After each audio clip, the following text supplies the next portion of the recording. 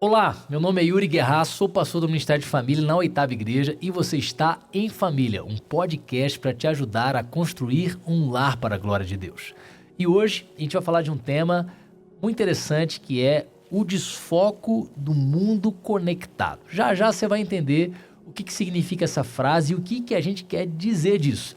E para hoje eu chamei um camarada bom demais que é o pastor Gustavo Quirino. Seja bem-vindo, Gustavo. Opa, e aí pessoal, tudo bem? Gustavo, ele chegou na igreja, você era o quê, criança? Cheguei na igreja, eu tinha 8 anos de idade, Então, mais ou menos. Oitava muito mais tempo que eu, né?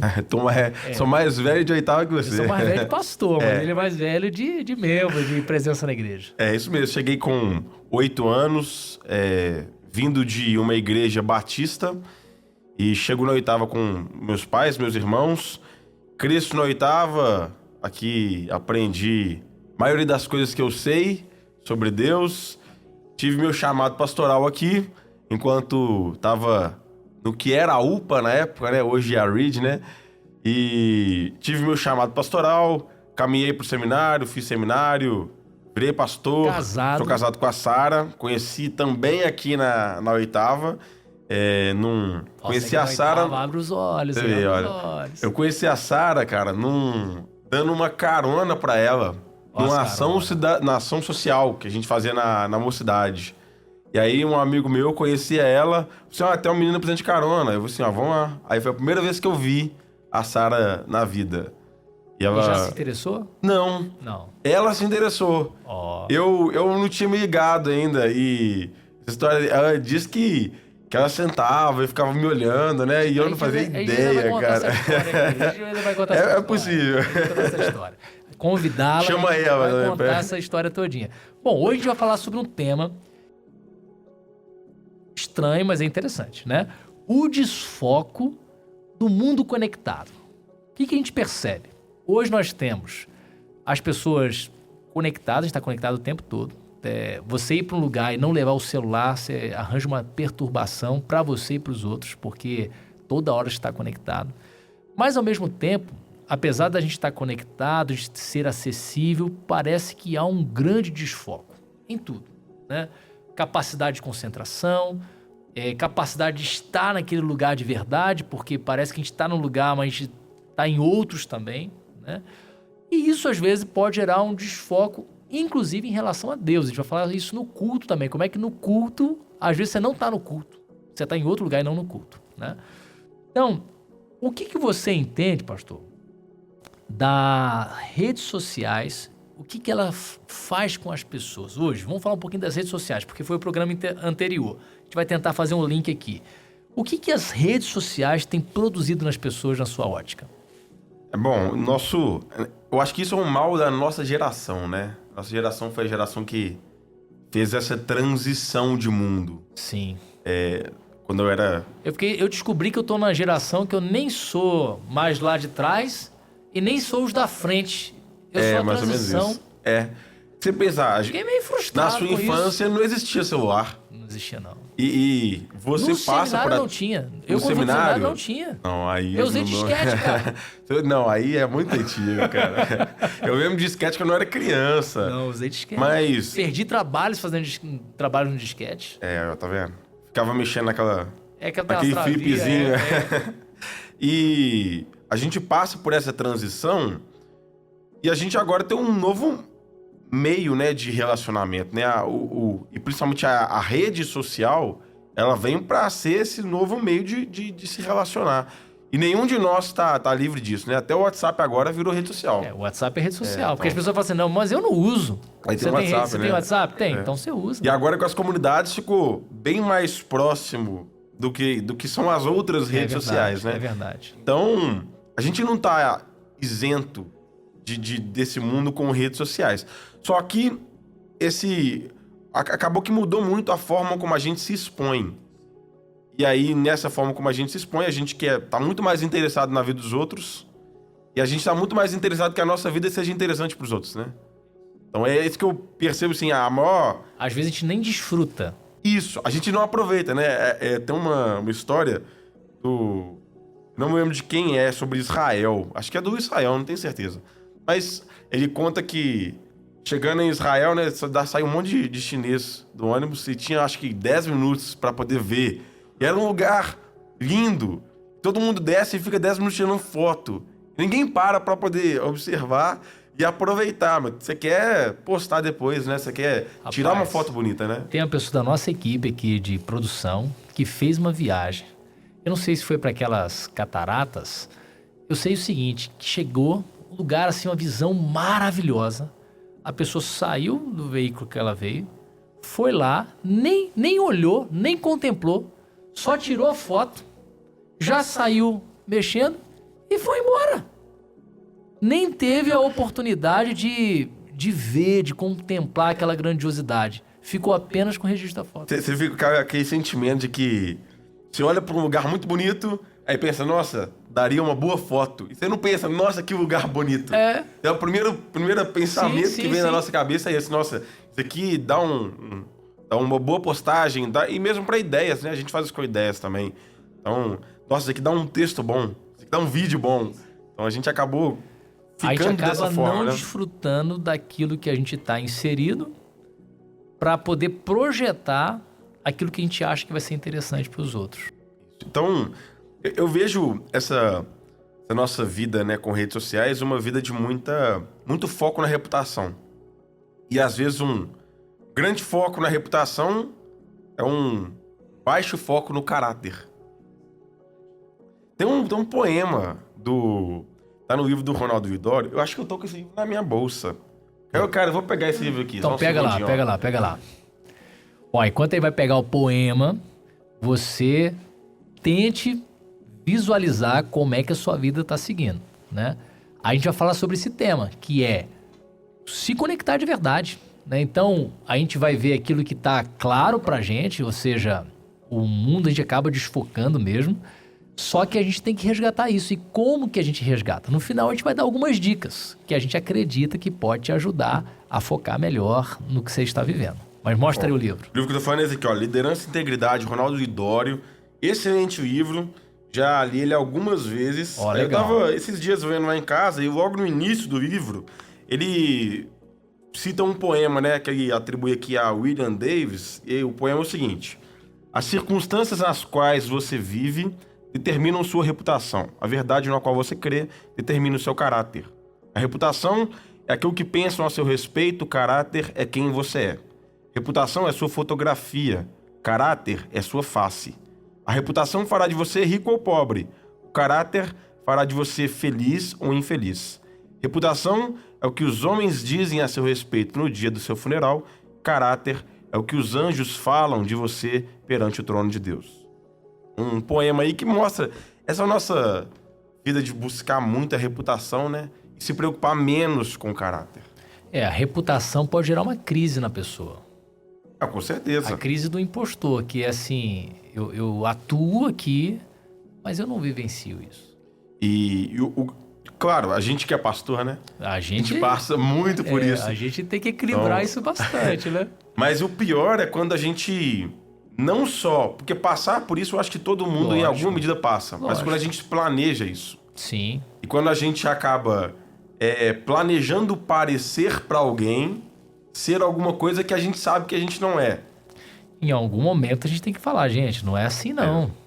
É o que a gente tenta fazer na pregação, cara, né? A gente se incluir Eu fiz uma palestra em Nova Lima para casais falando sobre comunicação. E eu comecei falando isso. Falei assim, olha, o que eu vou dizer aqui é o que eu acredito que é o correto. Eu acho que é aplicável, mas eu não consigo viver 100% isso. Eu falei, inclusive hoje eu tive um erro de comunicação para poder mostrar essa fragilidade. Porque dependendo do jeito que a gente fala, as pessoas criam uma imagem que o pastor não erra, né? E a gente erra.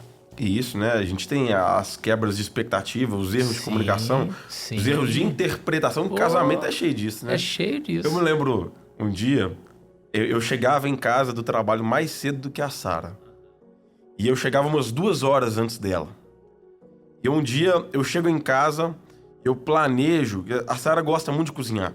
E a Sara sempre me cobrou muito que eu cozinhasse junto dela. E eu não gosto muito de cozinhar. Mas o seu churrasco é bom, velho. Então, mas aí foi um acordo com ela. Eu falei assim, vou aprender a fazer uma coisa. Aí eu falei assim, vou aprender a fazer churrasco. Aí, aprender a fazer churrasco e eu não faço mais nada. Sou um zero à esquerda na cozinha. Mas aí, nesse dia eu planejei, cara, vou esperar a Sara chegar pra gente cozinhar um negócio junto. E a Sara chegou, e a expectativa dela é que ela queria que eu tivesse cozinhado pra ela. Então, são coisas diferentes, né? Então, no final das contas, eu e ela ficamos meio decepcionados porque quebrou a expectativa. Você não preparou pra ela e ela não te ajudou. Exatamente. Então, assim, às vezes, isso é comunicação. Faz parte da... Não é só o que a gente fala, né? É como a gente age, né? Como a gente se porta fisicamente. Tudo isso é um grande desafio pra gente, né? E eu acho que, nesse ambiente de redes sociais, a gente acabou dando muita importância também pro visual e não pro que tá por dentro.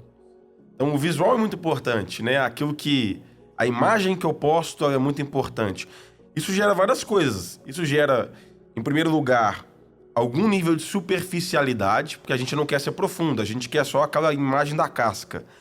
E também, eu acho que isso aumenta no nosso tempo a sensualidade. Que é talvez um dos grandes problemas de rede social, é esse problema com uma exposição mais sensual, né? Isso é muito aos pouquinhos, né? O homem vai usando roupa mais apertada. Sim. É que talvez não é só... Talvez aí, para pegar melhor o termo, talvez não seja uma característica só do que é errado, né? Mas tem a ver com o que é estético. O sensual não é só aquilo que provoca a sensualidade, mas às vezes é o que é estético, ou seja, a pessoa ficar reparando se ela saiu bonita ou se ela não saiu bonita na foto, né? Não tem nada de indecente, a palavra é essa. Talvez não seja questão de indecência, mas é que você quer transmitir algum apelo e que as pessoas te admirem. Eu acho que tem um pouco dos dois lados, né? Pode acontecer os dois. Mas é claro, isso não só pra rede social, isso pra vida. A vida fica uma vida muito mais estética. Sim. Então, vou sair pra pregar, aí eu tenho que pensar bem na roupa. E pra qualquer essa coisa, roupa né? me deixa com barriga, sem barriga. É isso. Então, assim... Os homens ficou forte, ficou fraco, ficou... Que antes não tinha. O homem, ele não era tanto alvo, né? Dessa vida mais estética, né?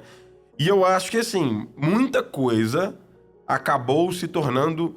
Porque o avanço, essa mudança, né, do padrão estético, a gente agora... Homens normalmente têm usado roupas, ternos... muito mais apertados, muito mais justos, né? A calça que mostra a coxa, que mostra a panturrilha. Então, isso é um que a mais aí de sensualidade também. E muitas coisas vão se tornando normais. E é claro que o padrão de vestimento é um padrão social. A Bíblia não apresenta pra gente assim, se vista dessa forma, com tantos centímetros de sobra da roupa, não existe isso, né? Mas dentro desse padrão social, muita coisa acabou passando. A reflexão é importante. Sabe uma coisa que me incomoda muito, cara? Me incomoda muito. Olha o que você vai dizer. Cara, gravidez. Falamos isso no outro. Cara, isso me incomoda profundamente, porque assim, eu acho que a gravidez se tornou uma carta branca pra você postar uma foto muito sensual. O pastor Jeremias tem falado sobre isso. Ele tem falado sobre isso. Isso tem me incomodado. Eu falei isso com a Sara quando ela tava grávida. Eu falei assim, olha... Foto, assim, de barriga aparecendo, de top... Cara, isso é pra gente. Sim. Isso é pra gente, né? Não é pra postar. Então, tem essa questão, né, da rede social que eu acho que acabou mudando a forma como a gente se relaciona, né? E a gente acaba, dentro do tema aqui, perdendo o foco. Então, a gente foca em coisas que não são essenciais, às vezes são até pecaminosas, né? Deixando de focar no que é correto. Bom, o estar muito conectado no online... Temos dificuldade de estar conectado no presente, no mundo real? O que você acha disso? Eu acho que tem uma questão que a gente precisa pensar, que é o que é o mundo real. O que é o mundo real? Porque o mundo online é o mundo real. E isso, quando a gente for sobre a gente ser essa geração de transição... Então, você até mudou o termo. Você mudou, em vez de termo virtual, você botou online. Online? Ou dá na mesma? Eu acho que dá na mesma? Tudo tá dentro desse pacote, só que é real, né? Você quer dizer que ele é real, né? Ele é real. Ele existe. E é uma forma de se relacionar. Tem pessoas ali se conversando. Exatamente. E tal, né? E é uma, assim, a gente tem uma tendência a ser muito saudosista. Aham. Então eu olho pra minha infância, eu me lembro da minha infância onde eu não tinha celular, onde não tinha... A televisão tinha um horário que passava o desenho. Aham. Depois não tinha mais. Então não adiantava ver TV porque você ia ficar vendo coisa de adulto. Sim. Então a gente saía pra andar de bicicleta, pra jogar bola, essas coisas, né? E dentro dessa dinâmica, onde a gente tem uma... Eu olho pro meu passado e vejo isso, eu acho que aquilo era mais feliz do que as crianças de hoje. Uhum. Só que se a gente for voltando, talvez os meus avós que olhassem pra mim iam pensar a mesma coisa. Em outros sentidos, né? Aham. Então, como que eu consigo agora entender que essa realidade do online, do virtual, ela é parte da realidade do mundo. Sim, é um novo mundo. É um novo mundo. Novo mundo. E não querer ficar só falando, do meu jeito era melhor, da minha infância era melhor, mas é entender como que agora, nesse mundo, que é o mundo que Deus criou, eu consigo viver de forma sábia, de acordo com os padrões do meu tempo. Sempre precisou de limite e hoje continua precisando de limite. Exatamente. A gente precisa impor sobre filhos, né? Qual é o limite que eu vou impor para os meus filhos, né? Mas a pergunta aqui talvez seja mais ou menos assim. Às vezes a pessoa está num ambiente com amigos, Isso, mas ela não consegue se conectar àquele ambiente. Ou seja, não consegue prestar 100% de atenção nas pessoas que estão ao redor. Nós temos o nosso telefone disponível para qualquer membro da igreja. Então pode ser que seja você lá com sua esposa e seu filho, mas tem mais 30 pessoas querendo falar com você. Então, Não, como acontece frequentemente, se né? você não fizer um filtro, você tá naquele momento com 30 pessoas. Então como é que é essa realidade hoje eu vejo? Você vai para uma reunião, pode ser que se trate não só daquela reunião, mas de outras reuniões que estão acontecendo no paralelo. Né? E aí? Não, isso acontece muito, né? E a gente faz até acordos sobre isso, né? Sim. Você deve ter acordos lá na sua casa. Lógico. Poxa, vamos Almoçar, parar um pouquinho. não tem isso. telefone. E é muito difícil. Acorda, não. Eu recentemente parei com esse dia, mas eu fazia. Acordava, já via as mensagens. Não, até hoje eu não vejo faço. às vezes. Às vezes não, com bastante frequência. Eu eu levanto assim e tal, olho o celular, porque desperta, né? Você vai desligar. Ou então, hoje, por exemplo, meu filho ainda é muito pequeno, né? Aí às vezes eu acordo, 1 ano e 4. 1 ano e 4. Então acordo, dou uma olhada nele, na câmera, e aí, cara, abriu o celular, Deixa eu dar uma já foi olhadinha. bombardeado. Porque chegou as notificações, às vezes eu nem entro no WhatsApp, mas eu já vi quem tá falando comigo. A gente já sabe, né? Ó, tem fulano falando comigo sobre tal assunto. Você E já a sua imagina. mente já começa a trabalhar, né? Sobre tudo isso. Tira a notificação, cara. Tirar a notificação, cara, é uma coisa que eu nunca pensei em fazer. Tirar, eu não tenho notificação de grupos. Sim. É só de... E aí fica com a questão, eu tiro a notificação e a gente se preocupa em não ver algo importante. Eu acho que é essa cultura do... Vou perder, será? É o imediatismo. Sim. Que assim, ó, eu preciso estar conectado porque vai que acontece alguma coisa e eu não vi. Vai que... Isso aconteceu, fiz uma viagem agora, né? Lá pro Amazonas, e a gente visitou algumas tribos. E aí a Sara me perguntou, tá, mas e se eu precisar falar com você enquanto você estiver lá na tribo, como que você faz? Aí eu falei com ela, você não faz. Oração. Aí, ó, mas se acontecer alguma coisa, você não existe comunicação, não existe sinal de celular, não existe, eu tava no meio da floresta. Ela, mas se morrer alguém, eu vou assim, vou ficar sabendo quando eu voltar. Não, e mesmo assim, você não tem como voltar tão rápido. Não tem. Onde você tá? 2 voos por semana e um na terça e um no sábado. Isso, cara, não entra na nossa cabeça hoje. Porque tudo bem antes você não ficar comunicável, tudo bem as pessoas não conseguirem falar com você, mas hoje, mesmo que você não possa ir, você tem que saber, tem essa coisa do ter que saber, né? A informação hoje está muito ágil. Isso, e a gente é assim, a gente quer responder rápido, a gente não quer perder nada, então a gente quer estar antenado com tudo. Então, eu acho que tem uma coisa pra gente que é pastor, que é muito... Que se ouve muito, né? O pastor tá com a Bíblia na mão e o jornal na outra. Falava muito isso. No seminário eu ouvi muito isso. Só que acabou assim, deixou de ser o jornal na mão. É o Twitter. E se tornou o aplicativo de notícias que você fica rolando. E aí não acabam mais as notícias, né? E aí acaba que gera essa cultura do imediatismo e prejudica as relações. Então você dá mais importância para quem tá online do que para quem tá na sua frente. É isso aí. E é interessante, uma vez eu fazendo um curso sobre regras de etiqueta no trabalho. E fala que quando você tá... Secretaria, por exemplo. A secretária tá atendendo alguém e tocou o telefone. Aham. E no curso ensinava que você pedia um minutinho pra pessoa que tava presencial e atendia o telefone. Não, isso aconteceu comigo muitas vezes em agência bancária. Eu com o gerente, e eu fiz isso. Eu falei assim, qual que é o seu número? Porque eu falei assim, ó, toda hora você atende alguém no telefone, eu vou ligar pra você, a gente vai resolver rapidinho. Então, acontece muito. E acontece isso nas relações familiares. Sim. Então, eu tô com a minha esposa, às vezes eu vou dar mais atenção do meu celular do que pra ela. Sim. Então, como que a gente consegue equilibrar essas coisas é um grande desafio, né? Então, talvez essas regras, como você falou, possam ajudar, né? Entrei em casa, é lógico que você não vai ficar o tempo todo que você está em casa, não vou mexer no celular. Mas em alguns momentos específicos, você vai dar atenção à sua casa, à sua família. Vai assistir um filme. Pô, até para assistir um filme hoje é difícil, porque você quer, durante uma cena ou outra, dar uma olhada. Então, conscientemente, você tem que colocar longe de você. Outra coisa que eu vi que é preocupante é quando você carrega o seu celular por todos os cômodos da casa. Eu faço isso. Você vai pra cozinha. Eu tô sempre com o meu celular no bolso. Você vai no banheiro. Vai no banheiro. Cara, você vai pro quarto, vai no quarto. Eu tô tentando quebrar um pouco isso, cara. Não, o dia que você não vai mais pro banheiro é uma vitória, né? É uma vitória. Põe um livro lá, ué. Põe um livro. Eu já tentei, cara, ver. Então, Ó, utilidade pública e de saúde. Dizem que, inclusive, faz um mal enorme o vaso sanitário com isso aqui, ó. Você fica lá horas, né? É problemático, não pode não. Você vê, toda mulher reclama que o homem fica muito tempo no banheiro, entendeu? Então, não entrar com ele no banheiro, você já tá tendo uma grande vitória. É isso mesmo. E aí, como que a gente vai agora pegar essa cultura do imediatismo, né? E uma questão, a gente desaprendeu o ócio. Sim. Então, o tédio. A gente não tem mais tédio. A cultura do entretenimento, né?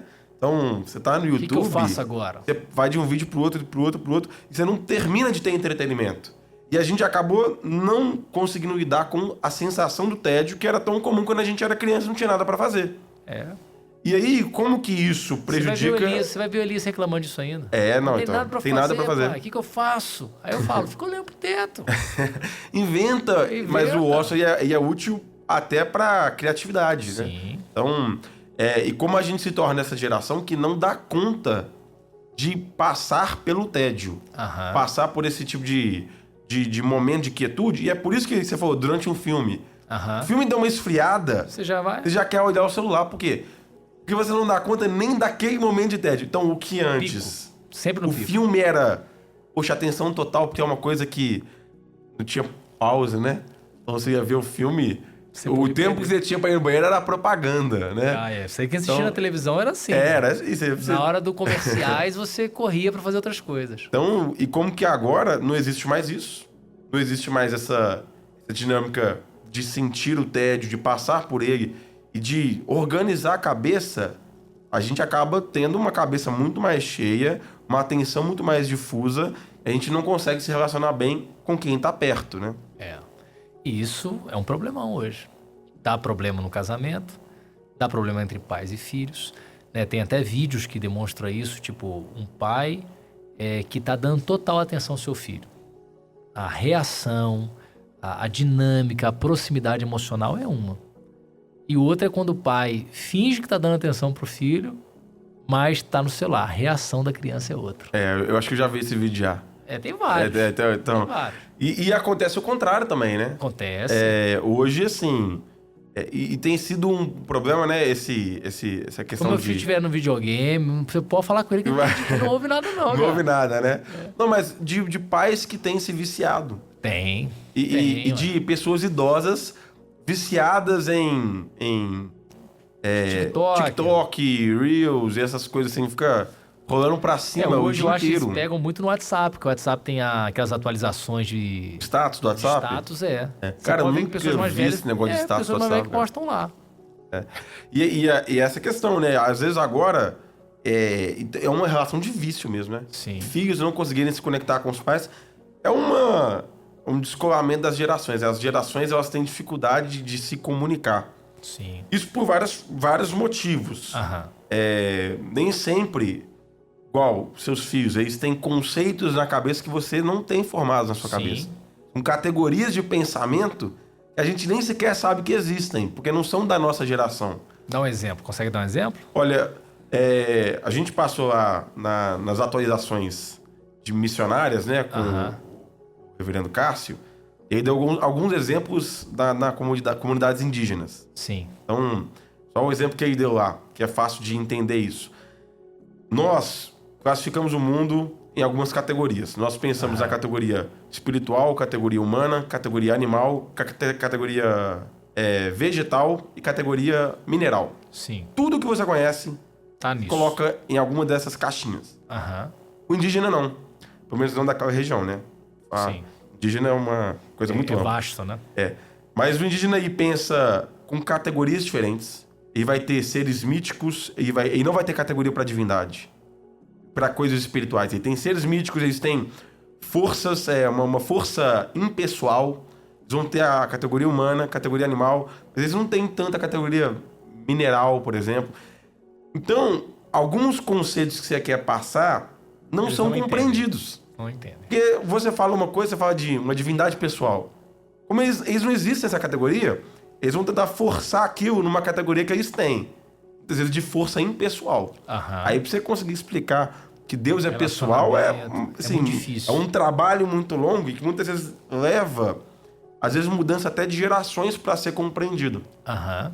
E isso acontece aqui. Esses conceitos de internet e até a linguagem, né, da internet, falar sobre...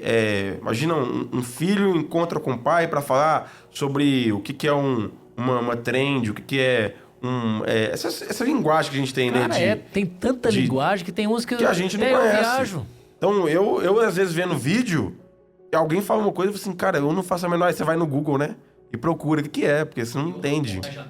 O que antes era só regional, né? Pô, tem as gírias dessa região, agora tem as gírias da internet. Tem as gírias da internet. E os nichos da internet, né? Poxa, as crianças falam de uma forma que a gente não entende. Então, isso gera um distanciamento. Então, você já tem essa cultura de dar menos atenção para quem está na sua frente, dar mais atenção pro celular. Esse distanciamento das gerações piora isso, porque quando você tenta, ainda é uma comunicação frustrada. Verdade. Então você tenta passar um conceito pro seu filho, sai do celular, filho, e ele não entende aquilo, porque para ele a realidade tá muito mais atrelada àquilo que ele tá fazendo, e ele acha que você tá fora da realidade. Sim. Então, como que é... Qual que é o problema? Não, e não é só qual é o meu problema, é qual é o seu problema, que você não consegue ficar no celular. Então, Eu tenho tentado fazer algumas mudanças, assim.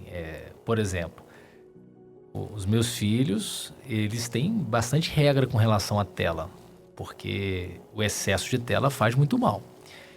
Aí, quando entra no carro, a primeira coisa que o Isaac me pede é para poder pôr uma música.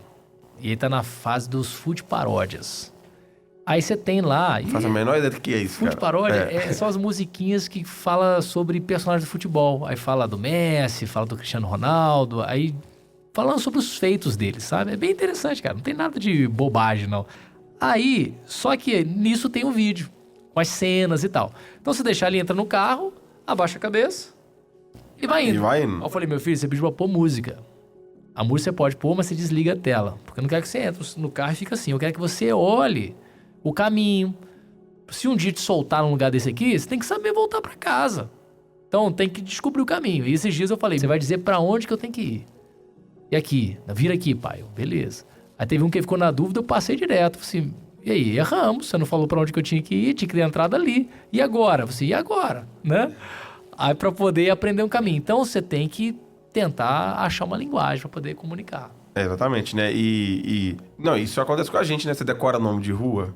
Não, falei isso. Você coloca lá, se você fizer 10 caminhos para determinado lugar com um GPS, que usa aí o Maps ou o Waze, né? Você não grava o caminho. Até para ir... Você não precisa guardar aquela informação. Você não precisa guardar. Né? E mesmo para ir para lugares que você sabe ir, você prefere usar pra ver se tem congestionamento. Lógico. Então, hoje eu confio, você tem que ver, cara. Não, e já me botou em cada roubada, cara. Então, assim, por quê? Acontece. Que a gente... E é interessante isso, como que a gente confia menos e porque também a gente grava menos, né? A gente parou de decorar Sim. Endereço, caminho, porque ficou algo prático. Números. O que assim, tem seu lado bom. A gente usa agora o HD para outras coisas, né? Rapaz, a gente grava outras coisas na cabeça. Hoje, em qualquer lugar do mundo você anda, velho. Mas um outro ponto que tá relacionado, né? É igual a gente não decora mais o endereço e o caminho, porque tá na mão o tempo todo. É uma geração que decora menos a Bíblia, porque tá na mão o tempo todo. Se ela quiser saber um texto que fala sobre um assunto, ela entra no chat GPT, me dá um texto sobre o assunto tal, te dá 10. Isso, pronto. Então, a gente acaba decorando menos as coisas que estão mais à disposição. A própria leitura no celular é diferente da leitura no papel, Bíblia, né?